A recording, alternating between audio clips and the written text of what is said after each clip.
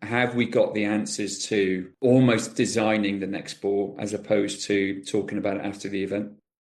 Somebody with a plan that makes a lot of sense and they know they can execute, gain confidence and belief in that. And then the body language changes, the language changes on the field. You can just see it. When somebody is dropped, I have a conversation, of course I do, but it always comes back to, well, you're not in control of what the selectors do. What are you in control of? I think ultimately it's really important in this day and age to find ways to slow the world down. Hi there and welcome back to the Demystifying Mental Toughness Podcast. I'm your host, David Charlton, and today I'm absolutely delighted to have Stuart Barnes back again. This is the second part of our conversation, which I'm hoping you're going to find as fascinating as the first part. Certainly the feedback I've had has been really, really positive. Today we dive deep into what it really takes to perform under pressure. We explore how athletes can stay present in those crucial moments when the game is on the line, and how having a simple plan can transform both your confidence and your performance levels. Stuart talks about working with players who are having selection difficulties, the critical role of a team sport psychologist, and his practical approach to helping bowlers focus on what they can actually control. He also shares some real golden nuggets about building genuine confidence through daily commitments to yourself, rather than chasing quick fixes and silver bullets. Whether you're involved in cricket, other sports, coaching, leadership, or simply looking to perform better under pressure in your own life and in your own sport, I think you're going to find tremendous value in this conversation. Enjoy. There's a couple of points I think you touched on there is just the line of questioning that you talked through, whether it was from yourself, the psychologist, or collectively, essentially what then's happening for the player is they're starting to visualize, feel what it's like to be at their best. So you're aiding their self-awareness so they can adapt their game under pressure. The other one as well I picked up on was the fact that cricket, it's a team sport, but then it's an individual sport wrapped around the team. And as though you're embracing the team element there, so you're getting your teammates to be able to help them in those moments. Yeah, they're leaders on the pitch, and I would always go up to one or two, not even senior, not even experienced, but one or two people that are observant, and I would go up to them and say, right, I'm not going to name any names, but let's say John. If John looks like they are rushing back to their mark, I want you to go up to them and stop them. Just have a conversation, break their state, ask what they did last night, whatever it might be. And then we're talking about in competition here, but break whatever they are currently in mindset-wise, break it. And then you go back to, right, what's your plan for this ball? And I think it's really important that, you talk about, what is a team? I think that there are people that you can assign buddies to, people who are looking after their own backs and their teammates' backs and helping them in the moment. I've always felt that reviews or performance reviews, team reviews, match reviews are really important, but the moment's already gone. For sure that there are things that we can learn from, all of us. But what are the things that we can absolutely do in the moment? Because if we get those right, there's a chance that we can flip the game on its head, as opposed to talking about after the event, because that's all history. What would you do differently given the same situation again? We can all answer that. But have we got the answers to almost designing the next ball as opposed to talking about it after the event? When you talk about designing the next ball there's a question I like asking bowlers is, I'll get them to ask themselves the question is, how can I make the batter's life as difficult as possible? And again, it goes back to what we were saying earlier about the 2 or 3 seconds, the 5 seconds and taking a break. And then you, in that state of mind, you can start asking yourself those sort of questions. But when you speed up and go so fast, it's so hard, and you end up in a fear-based threat mindset. I think there's some really simple questions. They're simple when you're not in the moment. Okay, what just happened? Okay, didn't get that quite right. What happened through release? Yeah, God, I got my line wrong. It's just gone to a boundary, right? What would I do given the same situation again? Okay, I just need to feel the ball come off my middle finger a little bit more so I'm behind the ball to get my line. Okay, right. Now I've just learned from that previous one. What needs to happen right now? Okay, I can't go for another boundary, but what needs to happen? Right, I need to get this guy off strike. What can I do now? Okay, big boundary, wind's going that way. My jet fielder's over there. Right, I need to bowl a wide half volleyed or a cut ball to get hit to deep point absolute jet of a fielder out there is only ever going to go for one. So that's what I mean by designing. And even then, it still might not happen. But I honestly believe that somebody with a plan that makes a lot of sense and they know they can execute, gain confidence and belief in that. And then the body language changes, the language changes on the field. You can just see it. And so any plan better than a no plan. That's what I mean by kind of designing, really. Yeah. And then you just trust yourself and then back yourself and try and execute that. I'm guessing over the years of supporting many bowlers, quite a number of cricketers will have been in a position where they've had selection worries and doubt. And I'm curious as to how that's gone on to affect them and how you support them as a coach in that respect. Yeah, so we have a first team, we have a second team, we have all sorts of people in the second team that are there for different reasons. Some are coming back from injury, some are on trial, desperate to do well, get a contract, and then other players have been dropped. Now, lots of it comes down to, okay, what are you in control of here? What are you really in control of? Because those are the only things really, it comes right back to that. You're in control of your sleep, what you eat. You're in control of how you prep. You're in control of adding value to your team, the energy you bring to the dressing room. You're in control of your mindset when you go out and bat, or whether you've got a ball in your hand. You're in control of the plan. So all of the things that you are absolutely in control of, including the free stuff that we talk about, the free stuff being backing up, working on the ball, talking to your teammate, having fun, everything, behaviors that aren't measured, but they're free, and these are the things that we do. When somebody is dropped, I have a conversation, of course I do, but it always comes back to, well, you're not in control of what the selectors do.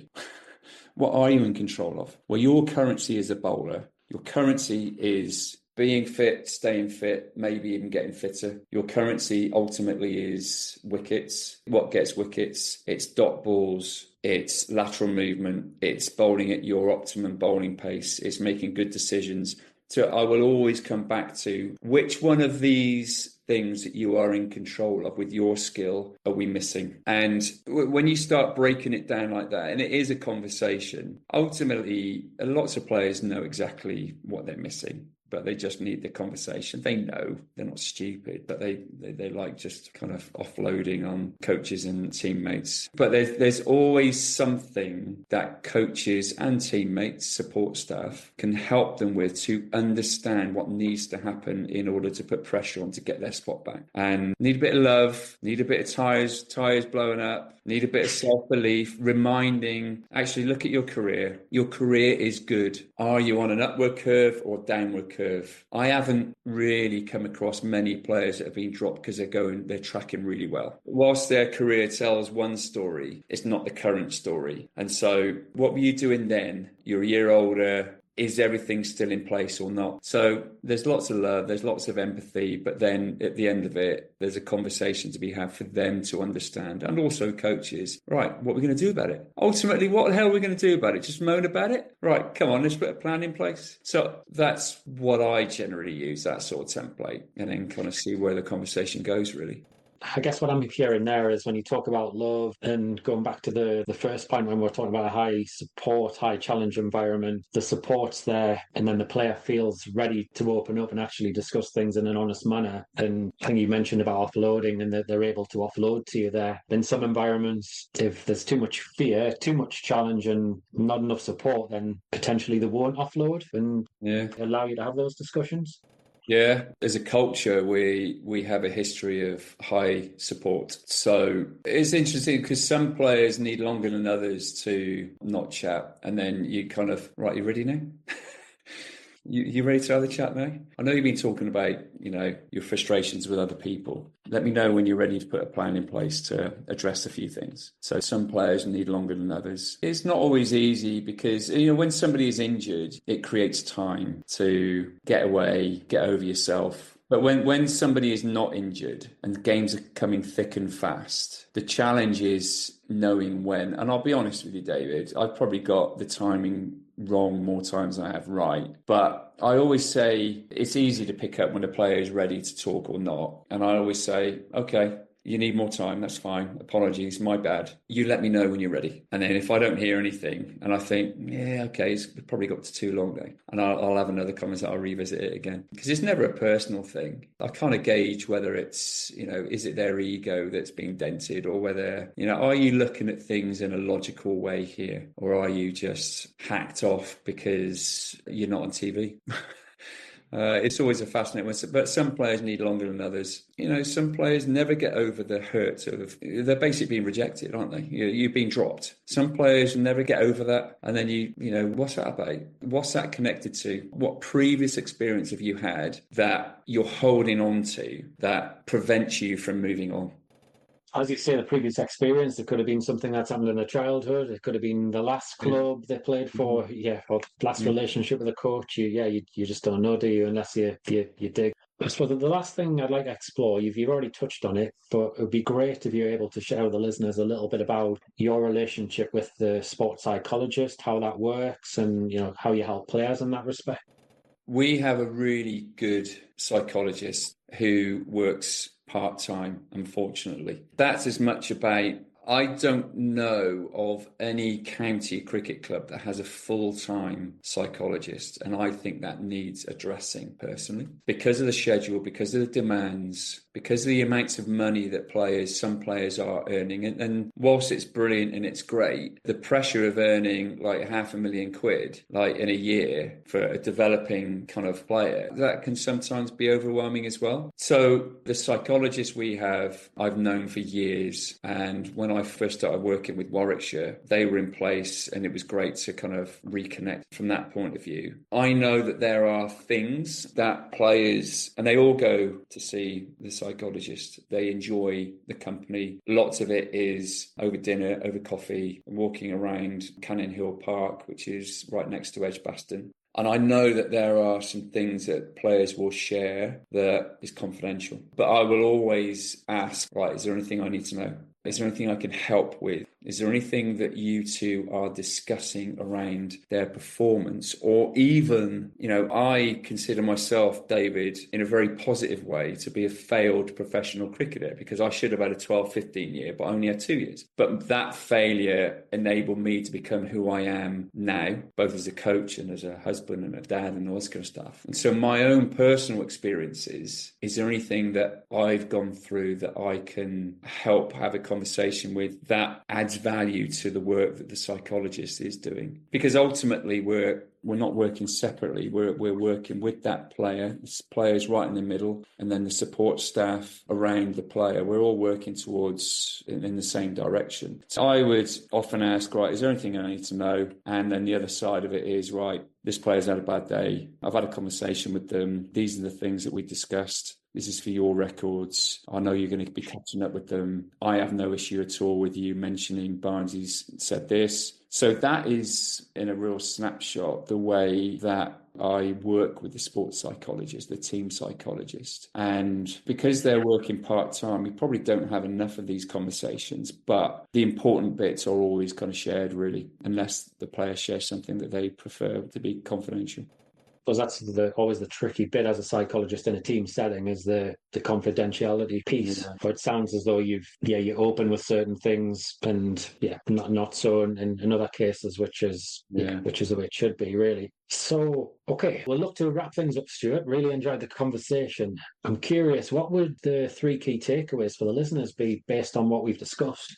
Oh, blimey. I think ultimately it's really important in this day and age to find ways to slow the world down. Social media, everything is happening really quickly. First of all, what each listener, depending on what the background is, what it is they want to achieve, what is their process, what are the possible things that could knock them off of their process, and what strategies to slow the world down to bring them back into the moment, the present moment, could they deploy to help them? What needs to happen right now? That would be one, I think. And then second, I think it's really important. You're either getting better or you're getting worse. The way I see the world, there is no maintaining, because There's somebody else that's just nudging and taking baby steps to improvement every day. So therefore, they're going to overtake you at some point. And then what your areas of growth, what possible areas, and I guess that's linked into what people want to achieve, what the conversations they need to have in order to keep growing as a person.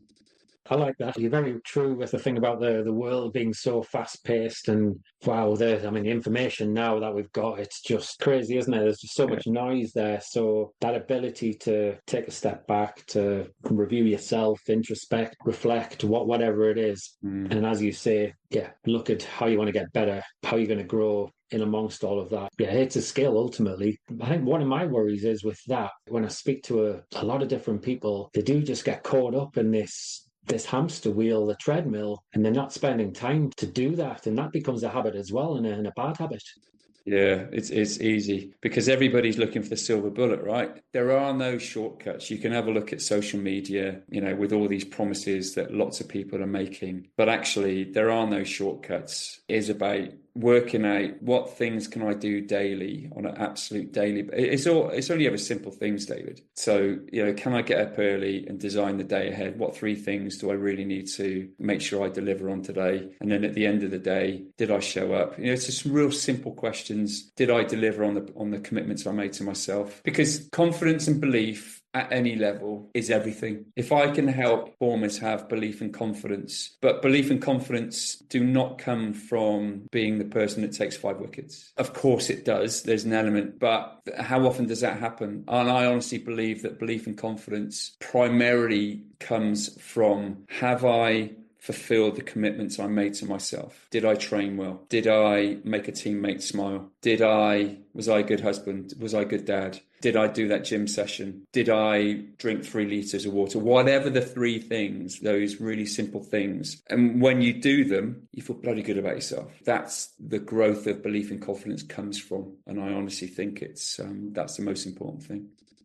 It's probably a nice way to finish the podcast episode, actually, with a golden nugget there, where if people look at that as a process, give themselves a little checklist and have a look at it once a week or every other day, then they'll not go too far wrong. The danger is it's acting on emotion, isn't it? And having a look at a fantastic little motivational clip on Instagram or whatever it is to draw from. But actually, as you say, just having those little simple processes in place, it's going to hit you inside, isn't it? And grow your confidence in that way. So, look, I really enjoyed the conversation, Stuart.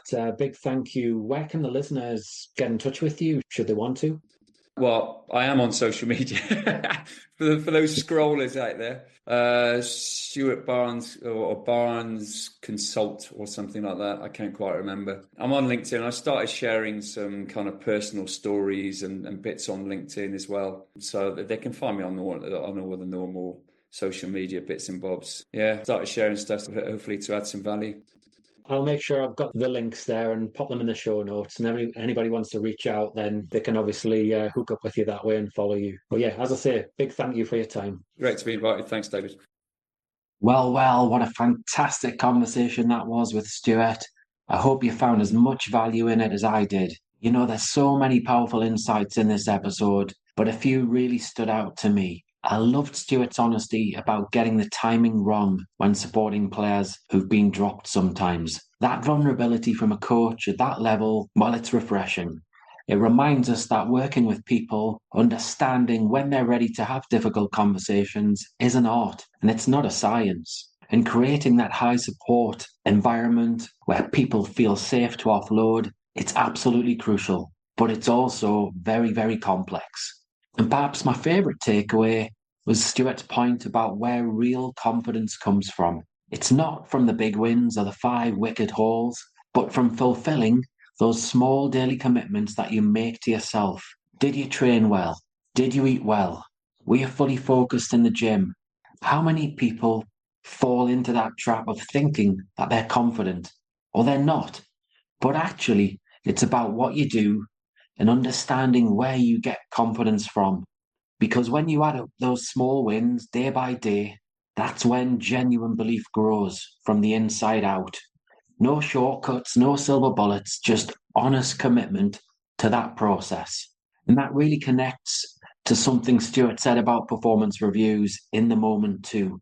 Yes, we can learn from what happened after the event, But what can we do right now, in this moment, in the middle of a match, to change the outcome? How can we design that next ball rather than dwelling on the last one? So as we wrap up, I want you to sit with this question. When pressure hits and the stakes are high, what's the one thing that you can control right now that's going to give you the best chance of success? Think about it, because that might just be the difference between getting stuck in your own head and actually executing when it matters most. If you enjoyed this episode, please do subscribe, leave a positive review on Apple, and share it with someone who might benefit from these insights. Thanks so much for listening, and I'll catch you again next Friday. If you enjoyed this episode of the Demystifying Mental Toughness Podcast with David Charlton, do check out my website, sport-excellence.co.uk, and my online sport psychology resources. The Sport Excellence website has essential resources for anyone looking to build their own mental toughness or the mental toughness of their athletes or teams, or if you want to achieve peak performance more often or optimal functioning. The Sport Excellence website has everything you need to keep moving forward and thrive. So go on, head over to sport-excellence.co.uk to find out more.